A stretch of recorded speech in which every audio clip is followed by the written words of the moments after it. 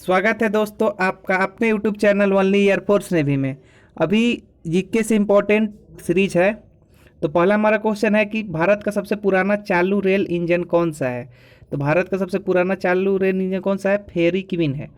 अगर आप इस चैनल पर नए हैं तो प्लीज़ हमारे चैनल को सब्सक्राइब करें, क्योंकि यहाँ एयरफोर्स नेवी और रेलवे एनटीपीसी से बहुत सारे इंपॉर्टेंट क्वेश्चन कराएंगे हम, और जितने भी जनरल कंपटीशन से रिलेटेड क्वेश्चन है सब होगा। तो दूसरा क्वेश्चन है कि भारत में आपातकाल की प्रथम घोषणा कब हुई थी। तो इसका राइट आंसर हो जाएगा कि चीनी आक्रमण के समय, जब चीन आक्रमण किया था उस समय 26 अक्टूबर 1962 को। उसके बाद है भाषा में, भारत में भाषा के आधार पर बनने वाला पहला राज्य कौन सा है? तो आंध्र प्रदेश है। आंध्र प्रदेश भाषा में, भाषा के आधार पर बनने वाला पहला राज्य था। तो आपको बताना है कि इसका कब बना था आंध्र प्रदेश राज्य। भारत पर हमला करने वाला प्रथम मुस्लिम आक्रमणकारी कौन था? तो इसका करेक्ट आंसर होगा वह क्या होगा? मोहम्मद बिन कासिम होगा, जो कब किया था? 712 ईस्वी में किया था। तो आपको क्या करना, क्वेश्चन को देखते रहना है, पढ़ते रहना है, और आपको याद होगा सेल्यूकस का राजदूत जो चंद्रगुप्त मौर्य के दरबार में आया था वह कौन था? वह था मेगास्थनीज। और मेगास्थनीज का एक बहुत इंपॉर्टेंट पुस्तक है, उसका नाम क्या है? इंडिका। अब देखिए श्रीलंका का पुराना नाम क्या है? श्रीलंका का पुराना नाम क्या है? सिलोन है। उसके बाद क्वेश्चन हमारा आता है कि विटामिन की खोज किसने की? विटामिन की खोज किसने की थी? फंक ने की थी। उसके बाद है स्टेनलेस स्टील किसकी मिश्र धातु होती है? जो स्टेनलेस स्टील होती है उसमें कौन कौन से धातु मिले हुए होते हैं? तो उसमें क्या क्या होता है? आयरन होता है, क्रोमियम होता है और निकेल होता है। कांसा किसकी मिश्र धातु होती है? तो कांसा किसकी मिश्र धातु होती है? कॉपर तथा टीन की। बहुत इंपॉर्टेंट क्वेश्चन है। उसके बाद है स्वामी विवेकानंद ने शिकागो में हुए विश्व धर्म सम्मेलन को कब संबोधित किया था? तो 1893 ईस्वी में संबोधित किया था। जालियांवाला बाग हत्याकांड कब हुआ था? तो जालियांवाला बाग हत्याकांड कब हुआ था? 13 अप्रैल 1919। आपको डेट याद रखना है कि 13 अप्रैल 1919 है। और उसके बाद पृथ्वी पर उत्तरी गोलार्ध में सबसे बड़ा दिन कब होता है? तो उत्तरी गोलार्ध में सबसे बड़ा दिन कब होता है? 21 जून को होता है, यानी 21 जून को होता है। उसके बाद 30 नंबर हमारा क्वेश्चन है कि महात्मा बुद्ध ने अपना पहला उपदेश कहाँ दिया था? तो महात्मा बुद्ध ने अपना पहला उपदेश कहाँ दिया था? ये भी बहुत इंपॉर्टेंट क्वेश्चन है, और वह उसका राइट आंसर क्या होगा? सारनाथ होगा।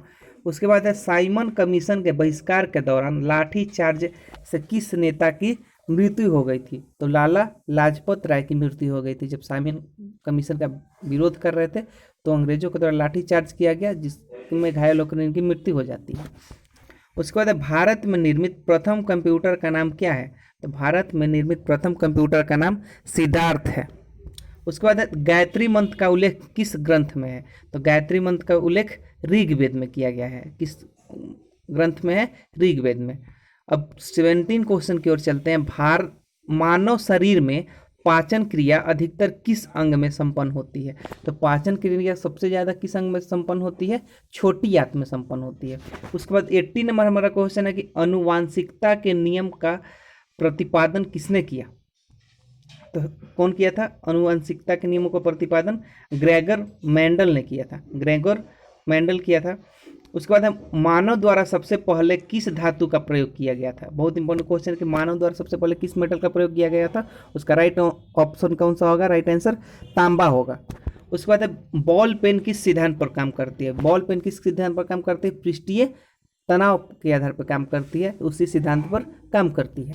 21 नंबर क्वेश्चन है कि रेशम के कीड़े किस वृक्ष की कोमल पत्तियों पर पाले जाते हैं? तो सहतूत के वृक्ष की कोमल पत्तियों पर क्या किया जाता है? रेशम के कीड़ों को पाला जाता है। उसके बाद 22 नंबर क्वेश्चन है कि राजस्थान में खेतड़ी किसके लिए प्रसिद्ध है? राजस्थान में एक जगह है खेतड़ी, वो किस लिए प्रसिद्ध है? तो तांबे की खान के लिए प्रसिद्ध है। पृथ्वी के सबसे नज़दीक ग्रह कौन सा है? ध्यान देना है कि पृथ्वी के नज़दीक पूछ रहा है। बहुत सारे बच्चे क्या करते हैं, सूर्य के नज़दीक समझ के और ऑप्शन दूसरा मार देते हैं, गलती मार देते हैं। तो इसका राइट ऑप्शन होगा पृथ्वी के नज़दीक सबसे ग्रह कौन सा है? शुक्र है। मनुष्य की आंख में किस धातु का प्रतिबिंब कहा जाता है? तो रेटिना। मनुष्य की आंख में किस वस्तु का प्रतिबिंब कहा जाता है? उसको रेटिना कहा जाता है। उसके बाद है सूर्य से पृथ्वी पर ऊष्मा का संचरण किस विधि के द्वारा होता है? तो विकिरण के द्वारा होता है। सूर्य से पृथ्वी पर ऊष्मा का संचरण विकिरण के द्वारा होता है। अब लास्ट हमारा क्वेश्चन है कि डीएनए की द्विगुणित कुंडली का पता किसने लगाया था? तो इसका राइट ऑप्शन होगा हमारा वाटसन और क्रिक। वही क्या कहते हैं, डीएनए के द्विगुणित कुंडली का पता लगाए थे।